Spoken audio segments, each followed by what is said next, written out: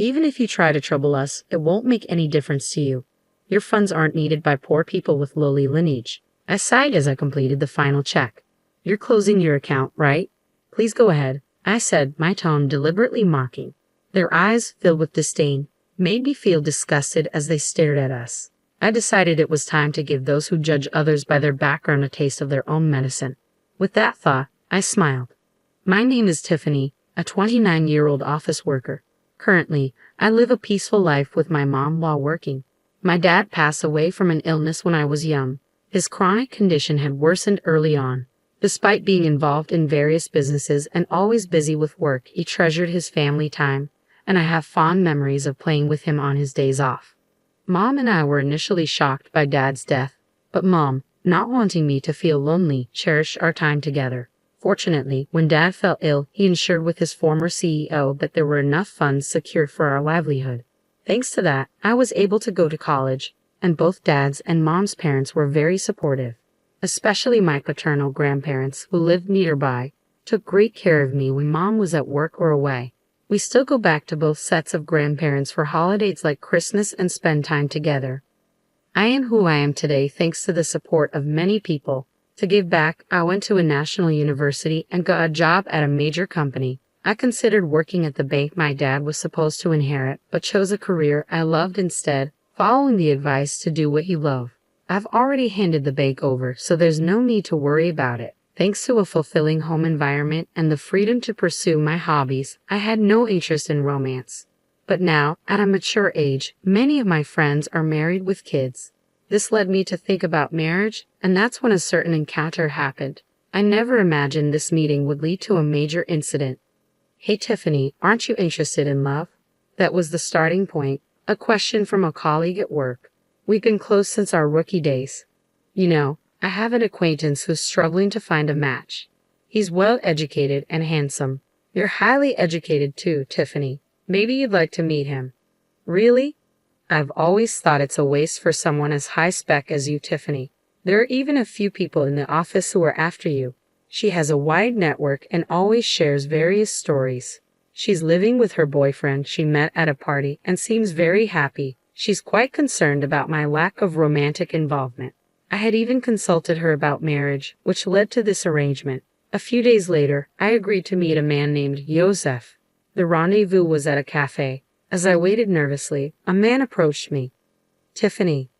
Ah, yes. Nice to meet you. You're Joseph, right? Yes. Thank you for today. Joseph's expression was blank as he looked me over. It felt like he was sizing me up, which took me aback a bit. Then taking a seat opposite me, he quickly started the conversation. What do you do for work, Tiffany? I work in sales at a company. I've always enjoyed interacting with people and sharing my opinions, which is why I chose sales. I find it fulfilling, and I love the moments when customers are happy with their purchases. What's the name of your company? I told him the name of my company. Upon hearing it, Joseph paused for a moment, then smiled. It wasn't a pleasant smile, more like one of satisfaction. My company is quite a large enterprise with good performance. We're well trusted by our customers, I added. Since he asked, I decided to return the question. What do you do, Joseph? At my question, Joseph snorted with pride and began to boast. I work at Sunrise Bank as a department head. Sunrise Bank is a really big bank, you know.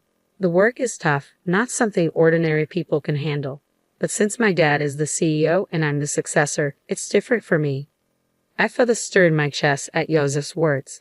I was expecting a normal response, but his aggressive tone made me feel uncomfortable. Indeed, Sunrise Bank is a major bank. I knew about it due to a certain incident, but I was surprised to learn that Joseph worked there as a department head. Wow, that's impressive. Sunrise Bank is a big place, isn't it? I flattered Joseph on purpose. I saw no need to be rude, and though I suspected this would be our last meeting, I figured it was better to be polite. Pleased with my flattery, Joseph continued to boast about himself. Honestly, talking to him was painful. He occasionally listened to me, but always turned the conversation back to himself, even making outrageous comments about his lack of romantic prospects. I'm quite popular, you know, but it's always people who don't match my family background or education level that come to me, he said. I thought the problem might be his attitude, but I had already decided not to meet him again and informed my friend. As time passed, he still looked satisfied and made a suggestion. I'd really like to meet your parents. Huh? But we just met today. That's exactly why. Parents' excellence is important, especially if we're going to date, right? Inside, I screamed, I have no intention of dating you, but he seemed oblivious to my discomfort and kept pushing forward. When are your parents available? I'll have to discuss it with my mom. What about your dad? As Yosef pressed on, I felt a growing sense of disgust but couldn't find the strength to cut him off. My dad passed away when I was young. At my words, Yosef narrowed his eyes. After a moment of silence, he simply said, I see, and fell silent, pondering. Well, send me a date that works for you later. I'll adjust my schedule. No, thank you. Should we leave then? Before I could finish, Yosef stood up. It felt like talking to someone from a different world. Despite my reluctance, I had given him my contact information and even discussed meeting our parents. His disdainful look upon hearing about my father's absence bothered me. In the end, we agreed to meet again with our parents. When I explained this to Mom, she smiled wryly. Maybe you were just nervous because you haven't dated before. Maybe, but the way he spoke was weird. Well, his parents will be there, right? Just say no if it doesn't feel right. I'll be there too. Thanks, Mom. Sorry for dragging you into this, I apologized, feeling guilty. Mom laughed heartily. It's okay, no need to feel bad. Besides, I'm curious about Sunrise Bank. Let's see how it goes. So, Yosef and I arranged a family meeting. At that time, I had no idea Yosef had planned the meeting for such a shocking purpose. On the day of the meeting, we arrived at the place Yosef had chosen. It was a fancy restaurant. It's a big place, isn't it? Yes, it is. Inside, our table was ready, but Yosef hadn't arrived yet. We entered and waited, and shortly after the scheduled time, Yosef and his family arrived. Sorry we're late, the traffic was terrible. Nice to meet you, thank you for today. Yosef's family unapologetically took their seats. Irritated but not wanting to start a fight, I initiated the family meeting. After some time, Yosef's mom, Morgan, with a sly smile, spoke up. So, where's your father? Is he coming later? Huh? I looked at Yosef, but he just smirked dismissively and said nothing. I had already told him my dad was deceased. Morgan acted as if she didn't know, despite having agreed to meet our families. Mom quickly responded in my stead. My husband passed away from illness when Tiffany was young, so today I'm here as her mother, Mom responded with a calm smile. In contrast, Morgan raised her voice in an exaggerated manner. Oh my, Tiffany is from a single-parent family. I was taken aback by her words. Even after saying my father passed away from illness, her tone clearly carried malice. Being from a single-parent family, life must be quite hard, huh? But she graduated from a public university. That's commendable, right? Really, but still, being from a single-parent family, wouldn't dating her be complicated? Yosef's family's conversation left Mom and me utterly dumbfounded. Despite being present, they spoke so disrespectfully, mocking us as if being from a single-parent family was something shameful. Such words aren't suitable for a first meeting. I was injured. I retorted in a low voice, excuse me, but after Dad passed away, Mom raised me with great care. I owe my current life to her. Isn't it rude to speak about someone like that when you've just met? Morgan, however, burst out laughing. Rude? Isn't it more absurd for the daughter of a single parent to think about marrying into a high-class family? Yosef added, I'm not really into strong-willed women. This is pointless. Realizing there was no getting through to them, I just stared at them in disbelief. I had high hopes since she works at a major company. Morgan continued, well, you'll eventually carry on Sunrise Bank, so maybe she's not quite at your level. As they hurled more insults, I felt no need to listen anymore. Trembling with anger, Mom glared at them. Did you invite us here today just to look down on us? I heard from Tiffany about the other day. You're enjoying berating us for being a single-parent family, aren't you? It was the first time I heard her speak so sternly. Please stop with the accusations. It was just a little teasing, right? Morgan replied, her tone dripping with mockery. No one feels good being mocked, and all your remarks are condescending. We have no intention of listening to this any further, Mom stated clearly. Yosef's family looked displeased at Mom's clear statement. Presumptuous for commoners. Commoners, huh? Indeed, that may be the case, but this has made up my mind, Mom said. Joseph's family looked briefly surprised at Mom's words, then burst into laughter. They seemed to be thinking, what can you possibly do? Mom sighed and began to speak. Actually, we have funds deposited with your bank, but we don't wish to entrust them to people like you. Oh, really? But we don't know your name, so it can't be much, right? It's probably insignificant. Morgan scoffed. That's right. Even if you try to trouble us with your funds, it won't really affect us. Low-class poor people are not needed, Joseph added disdainfully. I realized that even Mom's last attempt at reconciliation was in vain, but they continued to speak disdainfully, unaware. I sighed and made the final confirmation. We're closing our account. Okay, go ahead, came the mocking tone. Joseph's family looked at us with disdainful expressions. I thought to myself, let's make those who judge others by their background suffer a bit. I smiled at the thought. Is that so? Then we will proceed as such, and please consider this meeting never happened. Of course, we had no intention of marrying a daughter from a single-parent family. Well then, we will take our leave now. Mom and I stood up. Oh, don't worry about today's bill. It's too expensive for you. Is that so? Well then. With that, our family meeting ended. Later, I made a phone call. Weeks later, my mobile phone was flooded with calls from Joseph. Of course, I had anticipated this and had no intention of answering. It was their own responsibility. I immediately blocked the number. A few days later, I received a call from Grandpa Kyle. Summoned by him, Mom and I headed to Sunrise Bank. In the meeting room, Joseph's family, looking pale, was present. As soon as they saw us, Morgan stood up and rushed over to bow deeply. I am extremely sorry for what happened. I didn't reply to Morgan's words, just smiled and began to speak. What exactly are you apologizing for? At my words, Morgan bit her lip hard, trembling with anger. That was understandable. There were too many things for which they should apologize. That's probably why she was feeling so frustrated. This whole situation started because I said we would close our account that day. Our account wasn't particularly large, so closing it wouldn't have caused much damage. But Kyle's case was different. Kyle managed the inheritance left by my dad at Sunrise Bank for our benefit, and he also had his own account there. If all accounts, including Kyle's and my dad's inheritance, were closed, it would total about $7 million.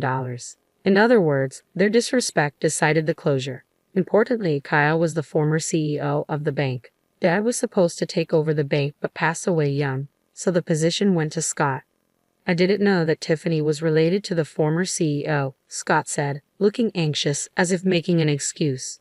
That's no excuse, I replied. Even if you didn't know, your prejudice against our family is your own fault. You mean if we were relatives, you would have treated us differently. Hey, don't talk to Dad like that. It's your fault for not telling us from the start that your grandpa was the former CEO, Joseph interjected. I don't have any obligation to tell a stranger like you that. Besides, you were the one who started it and made fun of us, remember? Joseph, unable to retort, narrowed his eyes in frustration. You insulted me knowing I was from a single-parent family. When I said I would transfer the account due to insecurity, you told us to go ahead. We just did as we were told. But it's just that. It may be just that for you, but have you ever thought about the feelings of someone whose family has been insulted? Silence fell. Morgan was trembling, looking hopeless, and Scott was hanging his head, but Joseph still seemed unconvinced, his face full of dissatisfaction. Getting all high and mighty just because people talk to you, Joseph muttered, unrepentant. At that moment, the door to the conference room opened and Kyle appeared. Seeing Kyle's stern face, Scott and Morgan turned even paler, frozen in place. Only Joseph glared at me. Even after giving you a chance to reflect, you're still only thinking about yourselves, Kyle said, the former CEO's presence commanding the room. It's not my fault, it's her. Watch your words. If you continue, you'll end up even more miserable, Kyle warned. Silenced by Kyle's words, Joseph glared at me again. Then, as if resigned, he burst out, No way. Who would think a single parent's relative was the former CEO? You knew I was the future CEO and came to the family meeting just to mock us. Joseph, be quiet, Kyle said sternly, glaring at him. Joseph was breathing heavily, still fuming. Future CEO, huh? Kyle then turned his gaze to Scott. Scott shrank even more under Kyle's intense scrutiny. I understand wanting to leave the bank to your son, but now that I know his mindset, it's impossible for him to continue as CEO. That's ridiculous. Over something like this, Scott started to retort but sat down again under Kyle's stern gaze. You still don't understand that your attitude is the problem. Though I'm retired, the board will decide. If you have something to say it to them. Remember, we recorded the previous conversation and this one. Don't forget that the voice recorder will serve as evidence. I took out a voice recorder and pressed play in front of the three, replaying our conversation from the other day. How dare you prepare something like that? It's unfair. It was just a precaution, but remember, you forced me into this situation. Yosef had nothing to say in return, and their faces turned pale. Thank you. We'll handle it from here, they said. Mom and I left. Ultimately, Kyle didn't transfer the funds, at least not officially. Scott was removed from his CEO position, and Yosef was demoted. Unable to handle the blow to his pride, Yosef resigned voluntarily. Kyle's influence in the financial industry meant Yosef would struggle to find work in the same field again. Whether Scott knew this or not, he seemed determined to work until retirement, but Kyle said it would be tough for him both mentally and physically. Morgan, who used to wield power as the CEO's wife, apparently started part-time work to maintain her lifestyle, but her character likely made it hard for her to keep a job. I'm really sorry, Mom said. It's okay. You didn't know, right? I replied. I only shared what happened with the friend who introduced me to Yosef. She had just heard about him through someone else and wasn't at fault. Mom was initially concerned about being a single parent, but I'm happy now and can live thanks to the support I've received. When I told her that, she smiled and said, "Thank you." After everything was taken care of, Kyle told us to come over to his house again sometime. I'm really grateful for Kyle's help in resolving the situation. It was tough, but I'm happy now, so it's okay. I have some good news for you. Really? It's not about dating again, is it? It's a friend of my boyfriend this time. He's definitely a good guy. I'm not interested in dating right now, but I'm satisfied with my current life. I want to keep cherishing those who support me, and maybe someday I'll meet someone I really click with.